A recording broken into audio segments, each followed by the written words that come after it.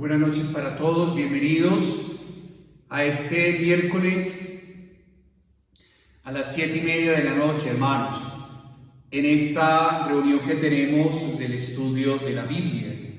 Vamos a iniciar poniéndonos en la presencia de Dios. En el nombre del Padre, y del Hijo, y del Espíritu Santo. Amén. Padre nuestro que estás en el cielo, santificado sea tu nombre. Venga a nosotros tu reino, hágase tu voluntad en la tierra como en el cielo. Danos hoy nuestro pan de cada día. Perdona nuestras ofensas, como también nosotros perdonamos a los que nos ofenden. Y no dejes caer en la tentación y líbranos del mal. Dios te salve María, llena eres de gracia, el Señor es contigo. Bendita tú eres entre todas las mujeres y bendito el fruto de tu vientre Jesús. Santa María, Madre de Dios, ruega por nosotros pecadores, ahora y en la hora de nuestra muerte. Amén. Gloria al Padre, al Hijo y al Espíritu Santo, como era en el principio, ahora y siempre, por los siglos de los siglos. Amén. Reina y hermosura del Carmelo, ruega por nosotros. Santa Teresita del Niño Jesús, ruega por nosotros. En el nombre del Padre, del Hijo y del Espíritu Santo. Amén. Buenas noches. Hoy es 22 de abril del año 2020. Son las 7:30 de la noche y nos hemos encontrado desde Monticello para todos los que nos están viendo a través de nuestras redes sociales en este estudio sobre los Hechos de los Apóstoles. Bienvenidos, qué rico tenerlos acá y qué rico podernos volver a encontrar en este estudio que me parece que nos va viendo cada día más la necesidad de descubrir qué es lo que el Señor quiso cuando se le apareció a los apóstoles, que fue ahí donde quedamos hace 8 días. Y cuando los ángeles le dicen a los apóstoles, vuelvan a Galilea, vuelvan a Galilea. Y yo creo que de ahí en adelante, hermanos, se nos va viendo a nosotros la necesidad de empezar a creer un poquitico más en el Señor. Porque de alguna manera en este tiempo que estamos de cuarentena, de aislamiento obligatorio, sí nos hace reflexionar mucho sobre la necesidad de estar un poco más con Dios. Entonces, quedamos en el primer capítulo del libro de los Hechos de los Apóstoles y terminamos en el versículo 10 que dice lo siguiente: estando ellos mirando fijamente al cielo mientras se iba, se le apareció 2 hombres vestidos de blanco que les dijeron: Galileo, ¿qué hacen ahí mirando al cielo? Este que se ha ido llevando, este mismo Jesús vendrá tal como ustedes lo han visto subir. Ahí quedamos cuando el Señor sube a los cielos y empezamos el versículo 12 sobre los apóstoles para las personas que nos están siguiendo y los que tenemos la oportunidad de abrir nuestras Biblias. Dice lo siguiente: entonces estos discípulos se volvieron a Jerusalén desde el monte llamado de los Olivos, que dista poco de Jerusalén, el espacio de un camino sabático. Y cuando llegaron, subieron a la estancia superior, donde vivían Pedro, Juan, Santiago, Andrés, Felipe y Tomás, Bartolomé y Mateo, Santiago de Alfeo, Simón el Celote y Judas el Santiago. Todos ellos perseveraran en la oración con un mismo espíritu en compañía de algunas mujeres, de María, la madre de Jesús, y de sus hermanos. Vamos a detenernos ahí, hermanos. Señor sube a los cielos, se regresan a Jerusalén, y cuando están en Jerusalén se reúnen en una casa. San Lucas empieza a explicar quiénes estaban en esa casa. En esa casa estaban todos, hasta la mamá de Jesús, los hermanos, los familiares, los primos. ¿Por qué es importante esto, hermanos? Porque de alguna manera todos los que nos encontramos en la oración, o todos los que oramos de alguna manera, en algún momento o en alguna circunstancia de la vida, nosotros los que estamos en el camino de Dios nos convertimos en hermanos. No solamente nosotros tenemos hermanos de sangre y carne, que son nuestros parientes cercanos, sino que uno empieza a caminar en el camino de fe y uno va teniendo hermanos o amigos en el Señor, diría Santa Teresa de Jesús. Y lo que está diciendo San Lucas es que no se nos olvide que en el mismo momento en que uno empieza a dar el primer paso en el camino de fe, uno empieza a orar, uno empieza a querer transformar su vida, uno va empezando a tener amistades, amigos, personas que nunca en la vida uno se llega a imaginar que va a encontrarse en el camino de la existencia, personas que eran anónimas en un momento y se convierten a través de la oración en amigos fuertes del Señor. ¿Por qué es importante? Porque ahí está la clave de la conversión.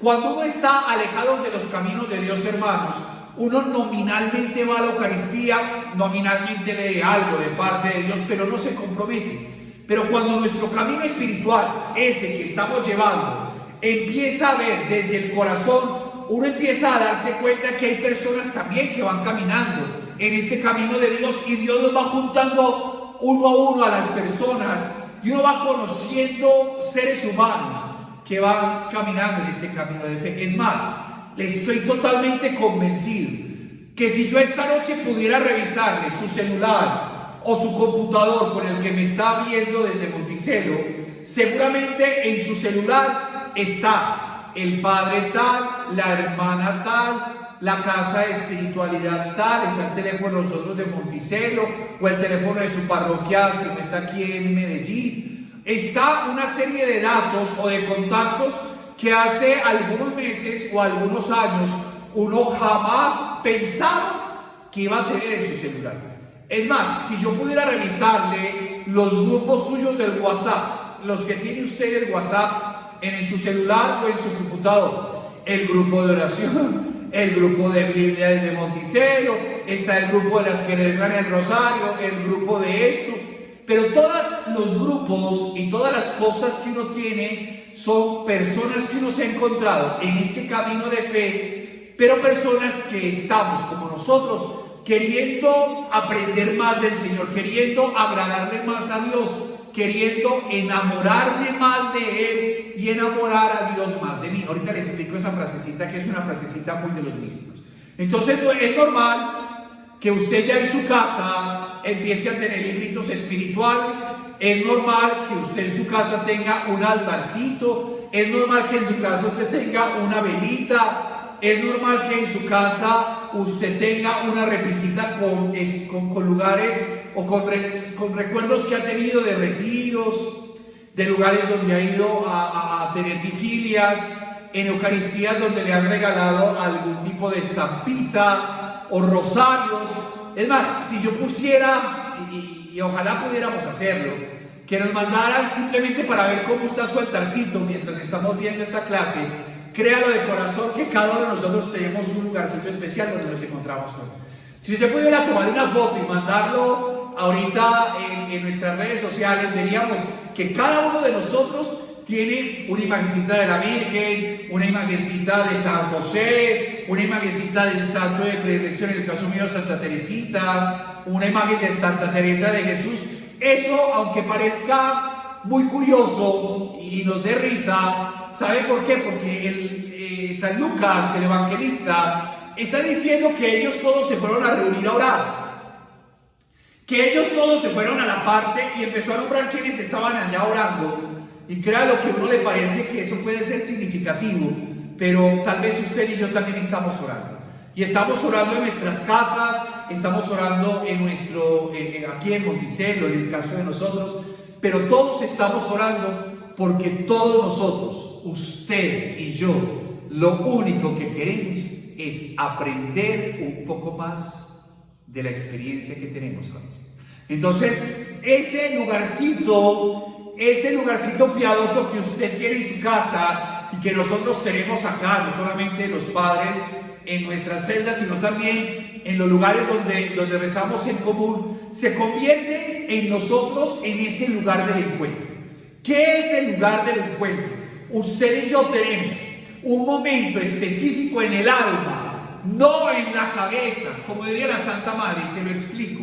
La Santa Madre Teresa de Jesús dice que las cosas que vienen de Dios quedan guardadas en el alma y no son recuerdos que la mente tiene que hacer para poder expresar ese recuerdo tratando de sacar la imaginación o las potencias de la cabeza para poder expresar el encuentro en el lugar donde nos encontramos con Dios. No, Santa Teresa dice que las cosas de Dios quedan grabadas en el alma de tal manera que cuando yo lo estoy volviendo a explicar, el momento en que me encontré con Dios, el momento del encuentro con Él, el momento donde mi corazón se abrió, donde sentí su presencia, tenga la seguridad que sea la Santa Madre, que lo volvemos a contar con las mismas emociones y los sentimientos como si estuviéramos volviéndolo a vivir. Entonces, ese lugar del encuentro con Dios es específico en usted. En mí es específico, y no solamente una vez, sino que creo que varias veces. Pero hay un momento, una invitación que le hicieron, una invitación que me hicieron a mí, donde de alguna manera pensábamos que no iba a pasar nada, y terminó siendo el momento donde usted y yo nos encontramos con Dios.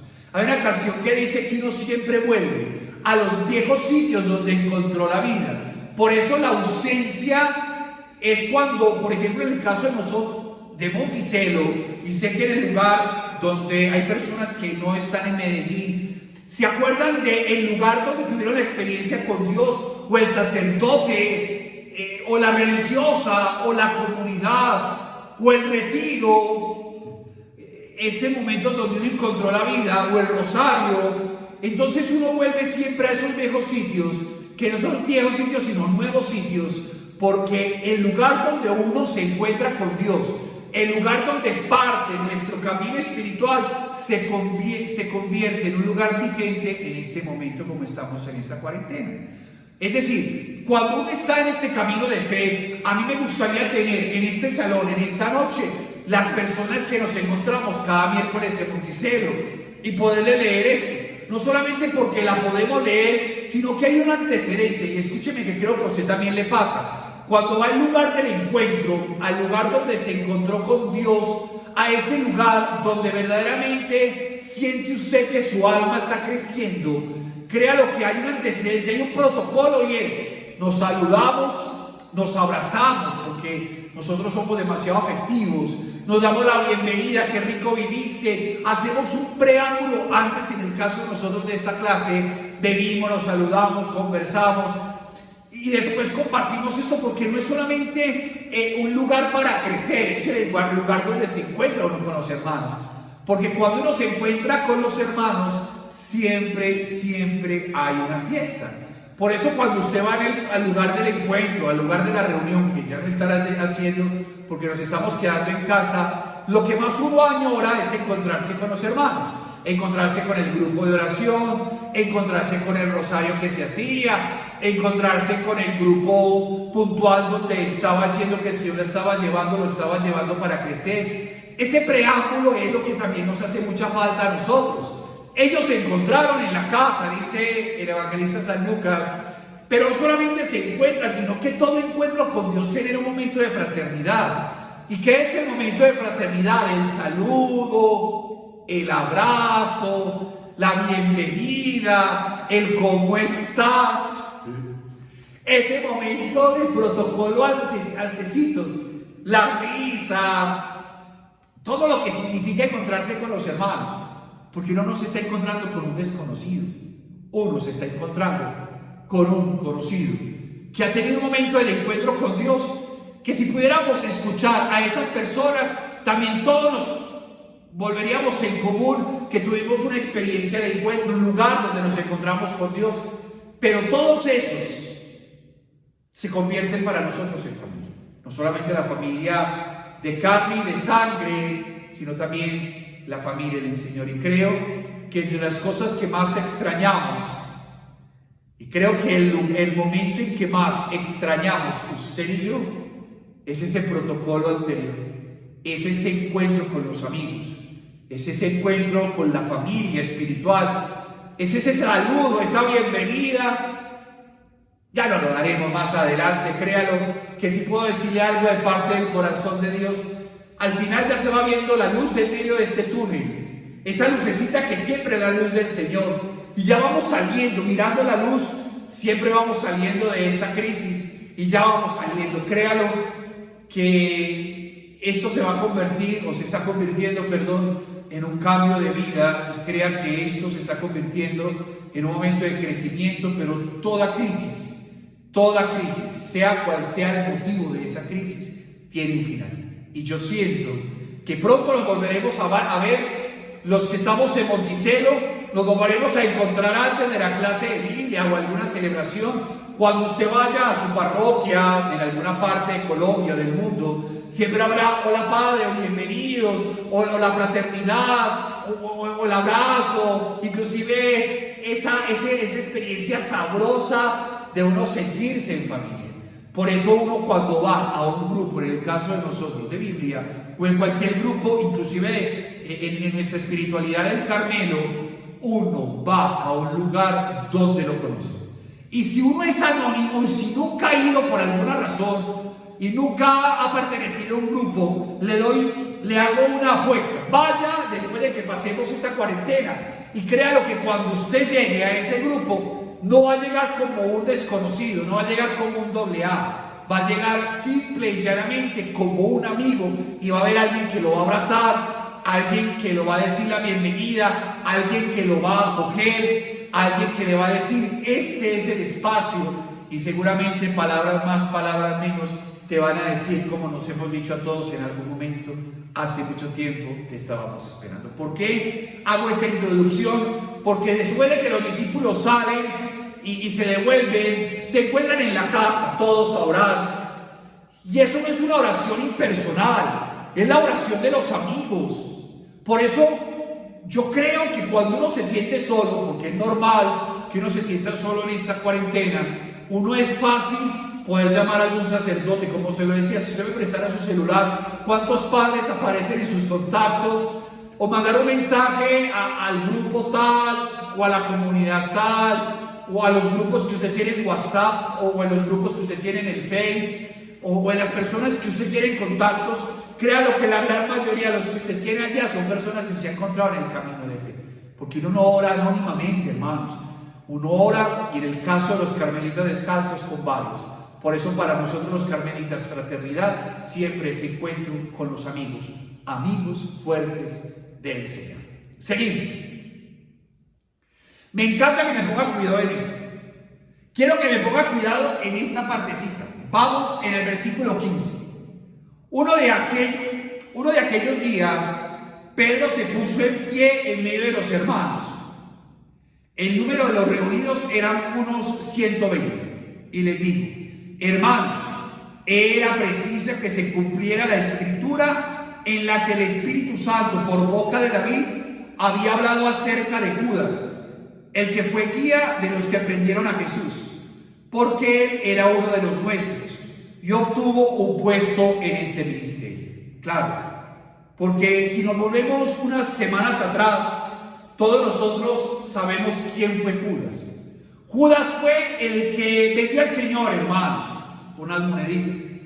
Pero si yo le hago una reflexión siguiendo la palabra de Pedro, Judas se ganó el puesto del Señor. Él estaba entre los discípulos del Señor, y seguramente los estudiosos dicen que él manejaba la plata, o sea, él era el encargado de las arcas que recogían para ayudarle a los pobres. Es decir, yo creo que Judas era muy importante en el corazón de Jesús, porque era más o menos como el economo, y uno no le va soltando la plata a nadie si no tiene la suficiente confianza.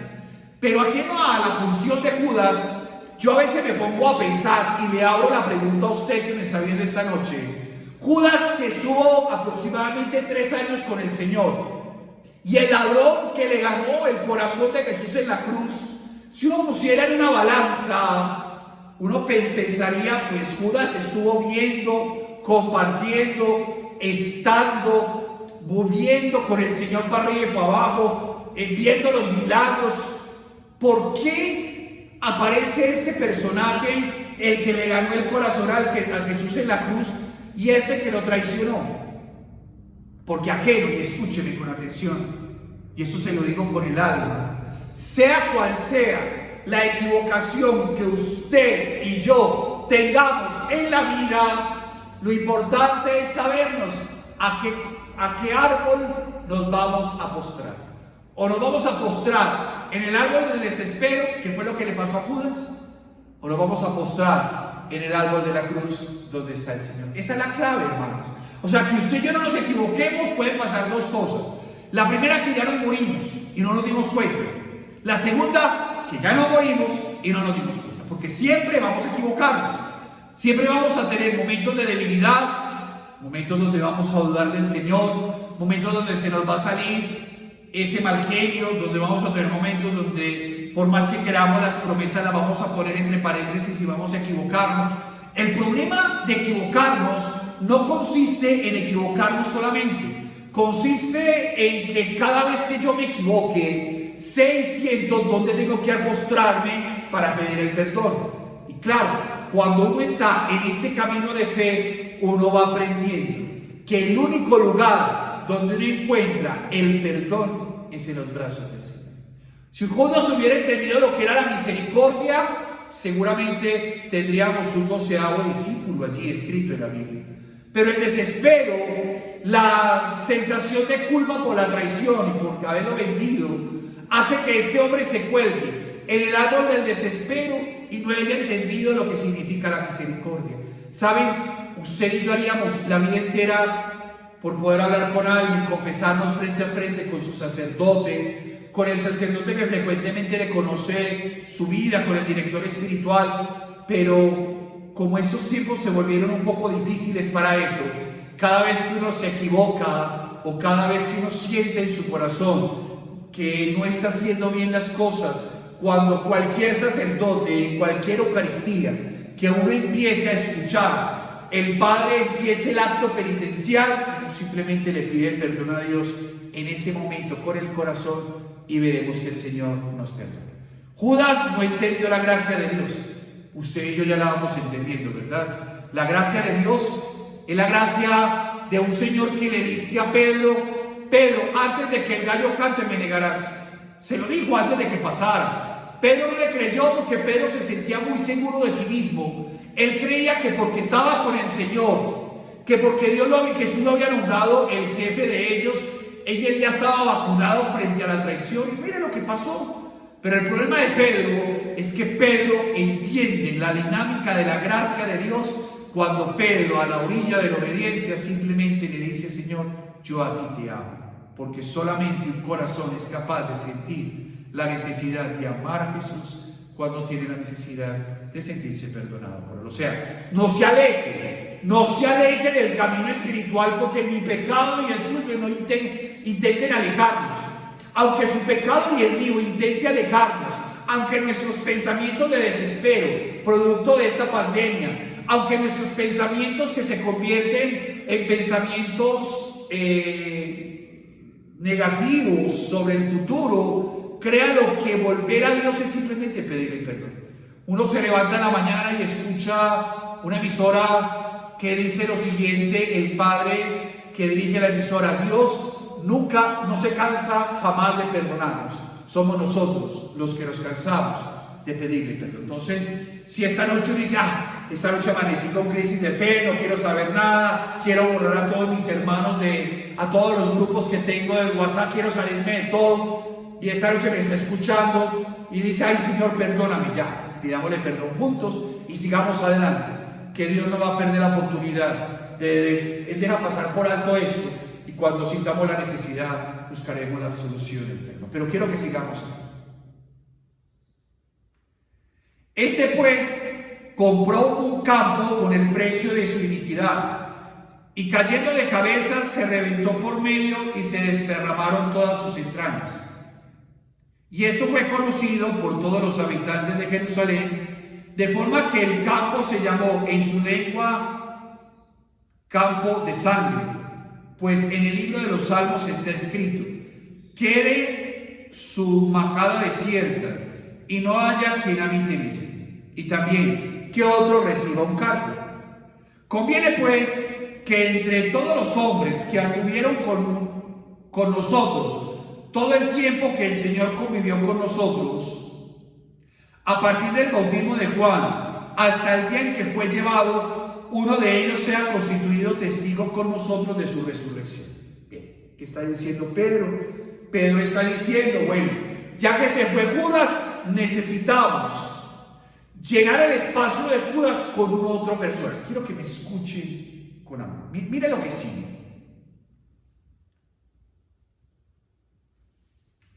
Presentaron a dos. A uno, José, llamado Barsabás, por sobrenombre Justo. José, llamado Barsabá, por sobrenombre Justo. Mire las tres de esa persona. Y a Matías. O sea, presentaron a dos personas. José, llamado Barsabá, y además le dicen Justo. Y a Matías, dice la palabra. O sea, cuando uno ve esto, presentan a dos personas. Uno como que tiene mucha importancia y otro Matías. O sea, métase en el rollo. José, llamado Barsabás, por sobrenombre Justo, y Matías. En la lógica suya y en la lógica mía, ¿por quién iban a votar? Pues por el primero, José, Barsabás y Justo. José, llamado Barsabás, y además Justo. O sea, como que la tendencia de la votación estaba inclinada a la balanza sobre este personaje, y otro que se llama Matías. El otro, el contrincante, solamente le ponen el nombre Matías, mientras que el hombre al otro le ponen semejante abolengo. Claro, mire lo que pasa. A mí me encanta escuchar esto. Oraron así: tu Señor, que conoce los corazones de todos, muéstralo a cuál de estos dos has elegido para ocupar en el ministerio del apostolado el puesto del que Judas desertó para irse donde le correspondía. Echaron suertes y la suerte cayó sobre Matías, que fue agregado al número de los 12 apóstoles. Miren, si algo me encanta y quiero que me escuche con amor, a veces uno se siente mal porque en el camino espiritual uno va encontrando personas que parecen productos terminados. A usted y a mí nos ha pasado. Uno se va encontrando personas que uno considera buenas y por el actuar de esas personas se consideran santas. Que desde chiquiticos hasta el momento en que uno se encuentre con ellos no ha pasado absolutamente nada, sino que toda su vida es agradar a Dios. Y usted y yo, que se pone a ver la existencia, todos los laberintos que uno le ha puesto a Dios, todos aquellos momentos donde uno trata como de escaparse de Dios hasta que Dios lo coge a uno en ese momento de la existencia. Cuando uno se presenta ante Dios, uno siente en su corazón verdaderamente que hay personas que nos llevan años en este camino de fe. Y a veces uno se siente mal, porque uno se dice a sí mismo, bueno, y entonces, uno que apenas va caminando en este camino de fe, que tiene más caídas que levantadas, que tiene más días de crisis que de paz, uno piensa que Dios a nosotros no nos va a escuchar. Esta mañana, inclusive, tuve la oportunidad de hablar con alguien que llamó aquí a Monticello, ahorita le hago la propaganda, y hablábamos por el teléfono de acá de Monticello, y esta persona se desahogaba y me decía, padre, yo conozco personas que están orando en este momento, que están rezando el rosario juntos, que se mantienen ayudándole a la gente más necesitada, que tienen paz, que duermen bien, que se levantan con el Señor y se acuestan con Dios. Y esa persona tenía miedo porque se levantaba, oraba, pero peleaba, arrastraba a los muchachos para lavar la loza, arreglar la casa, tenía que hacer un esfuerzo sobrehumano para que la pareja, su esposo, le ayudara a lavar los trastos. Espero que no le haya pasado a usted. Entonces la persona tenía un asentimiento y me decía, padre, a mí el miedo que me da es que esos seres humanos que confían plenamente en Dios, cuando pasa este aislamiento, como que Dios a esas personas lo va a bendecir mejor. Y a mí, que me queda a veces difícil ver la misa en directo, me toca verla diferido porque tengo que hacer desayuno, sobre todo los que vivimos aquí en Monticello. O me gustaría ver la clase de Biblia y me toca verlo 2 días después porque soy pendiente de los estudios de los muchachos. A mí me da pena o me da miedo cuando se levante la cuarentena, que el Señor no me vaya a bendecir de las necesidades que tengo. Y cuando estaba hablando con ella, el Señor me hizo sentir este pasaje. Este pasaje no es que José, de apellido Barzabá, de sobrenombre justo, fuera malo, no, es un hombre muy bueno.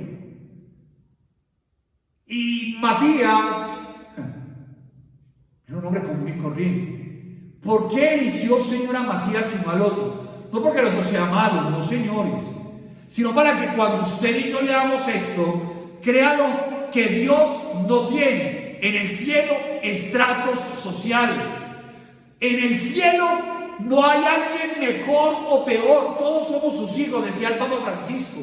Y eso quiere decir que aunque yo estoy escuchando esta clase de vida esta noche y haya tenido un miércoles horrible, haya peleado con todos, uno dice, ¿cómo me va a decir el Señor? Uno piensa que ese Matías, que puede ser usted y yo, a veces uno siente que por tomar en el día, o simplemente las cosas, no tuvimos el tiempo para sacarla, para estar con Dios, Dios no nos va a decir, y créanlo, hermanos, que eso no es cierto. El Señor conoce nuestros corazones, ¿sabe? Vuelvo a repetir, aquellos que desde chiquitico caminaron en este camino de fe, aquellos que desde chiquito supieron qué hacer en este camino de fe, ellos son amados por Dios infinitamente, igual que a usted y a mí, que tuvimos un miércoles difícil, nos está doliendo la cabeza, los recursos se nos están acabando, no sabemos qué va a pasar el 11 de mayo y tenemos miedo del COVID-19. Cuando eso pasa, tenga la seguridad que también a usted y a mí nos ama el Señor y también nos elige para estar con Él. Porque miren, cuando uno se mete en la cabeza cuál es la misión de nosotros, cuál es la voluntad de Dios sobre usted y sobre mí, la cabeza suya y la cabeza mía empiezan a pensar lo que uno tiene que hacer por Dios, ¿verdad? Uno piensa que la voluntad de Dios es lo que Él quiere que yo haga por Él. No, hermanos, no. Porque uno se pone a pensar, bueno, ¿qué será lo que Dios quiere de mí? No se imagina que el Señor quiere que uno vaya a hacer cosas, vaya para tal parte, vaya para otra. Y lo que está diciendo los Hechos de los Apóstoles es que cuando eligieron a Matías, después de orar, es para que los discípulos, usted y yo, la voluntad de Dios es que estemos con Él. Lo voy a decir otra vez. La voluntad de Dios es que usted y yo estemos con Él. ¿Eso qué significa? Que por encima de todo lo que podamos hacer, lo único que le interesa a Dios es que yo esté con Él, hermanos. Que yo esté con Él y que mi oración, mi intimidad, las ganas de estar con Él, mi oración personal, haga posible que lo único que me interese en la vida es estar con Dios. El resto viene por añadidura. Porque uno se imagina que el Señor está llamando a que yo haga un supergrupo donde se llenen los estadios. No, hermanos. Tal vez lo único que me está llamando el Señor es que esté con Él y mañana, jueves, me levante de una manera diferente en el corazón, pueda hacer lo que me toque hacer o la manera como vaya llevando mi familia en esta cuarentena, pero lo haga con más amor. Ahí estará claro. Yo creo que una de las cosas que más le pregunto a uno es, ¿esta es la voluntad de Dios? Mire, la voluntad de Dios es que lo que uno haga, lo haga con amor y lo haga por Él.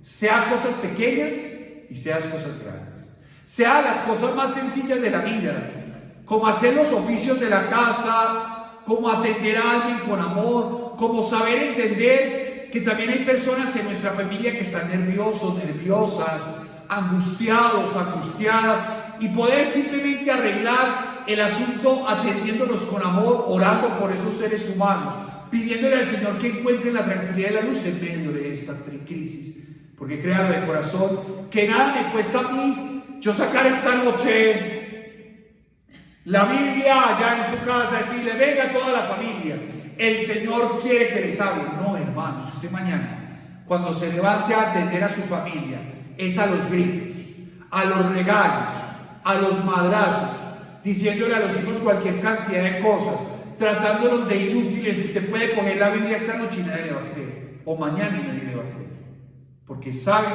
la coherencia en esta vida hace que los seres humanos empecemos a creer en Dios, y la mayor coherencia que yo puedo tener en esa existencia es que cada vez que yo me pongo a hacer un camino espiritual, cada vez que yo me siento a estar con Él me hace un poquitico mejor.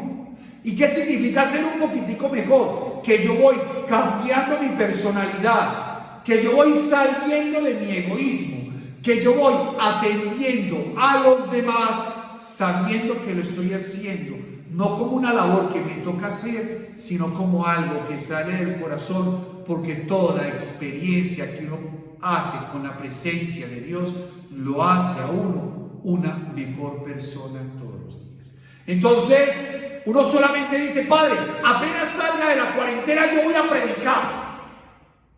No, espere. Apenas yo salga de la cuarentena, Padre, yo me voy por todos los barrios a decir que Jesús está vivo. ¿Cómo le fue la cuarentena con su familia? ¿Pudo aprender lentamente a ser mejor persona? Esa intimidad con Dios llevó a calmar los ánimos en su propia casa. Igual me pasa a mí. Nos llevó a calmar los ánimos en nuestra propia casa, a atender con más amor a los niños, a hacer una oración por los doctores, por las enfermeras o los enfermeros, por todas las personas que están trabajando incansablemente para luchar con este virus. Fuimos capaces de salir de nuestras necesidades y orar por las necesidades de los demás, o compartir inclusive desde nuestra pobreza a los demás. Porque el problema no es: Padre, apenas salga voy a comprar 20,000 mercados para los pobres.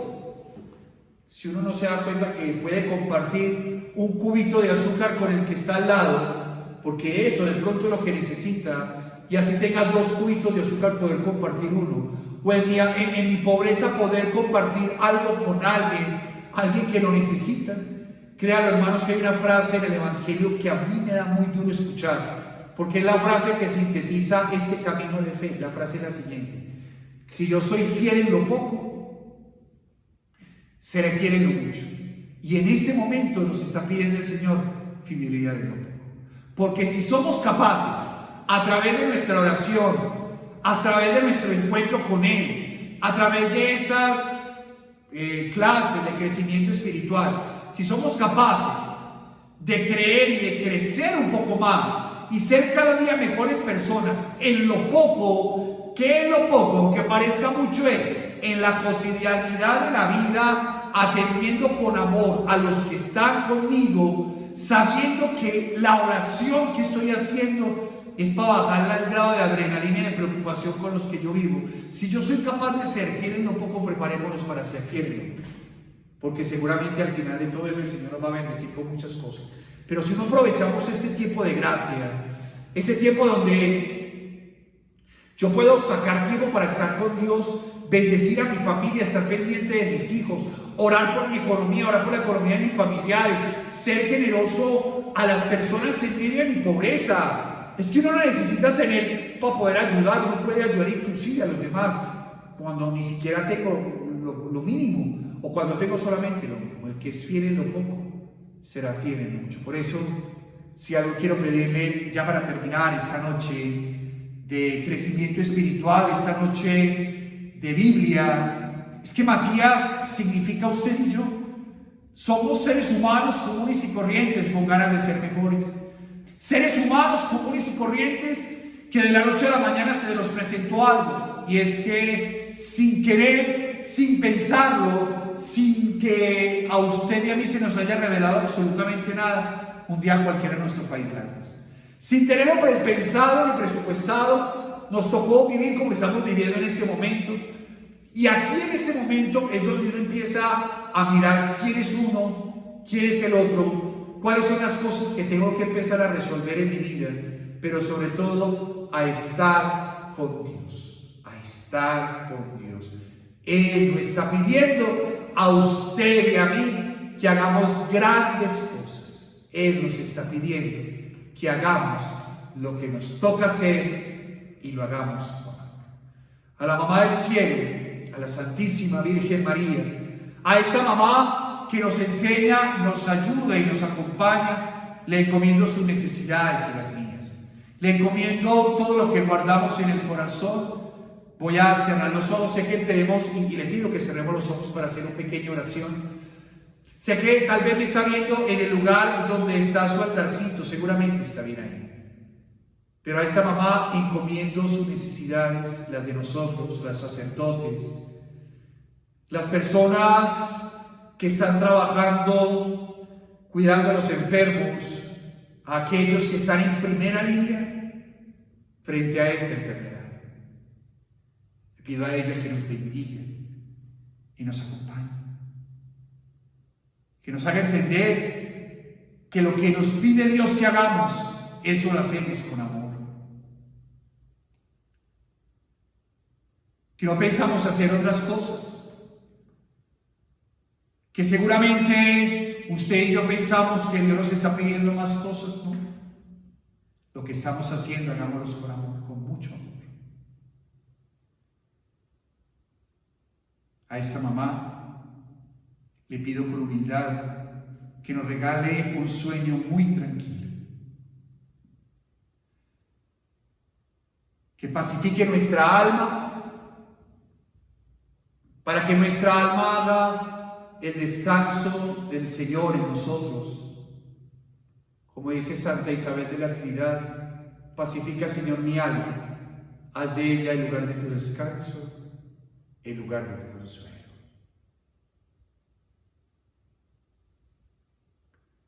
Gloria al Padre, al Hijo y al Espíritu Santo, como era en el principio, ahora y siempre, por los siglos de los siglos. Amén.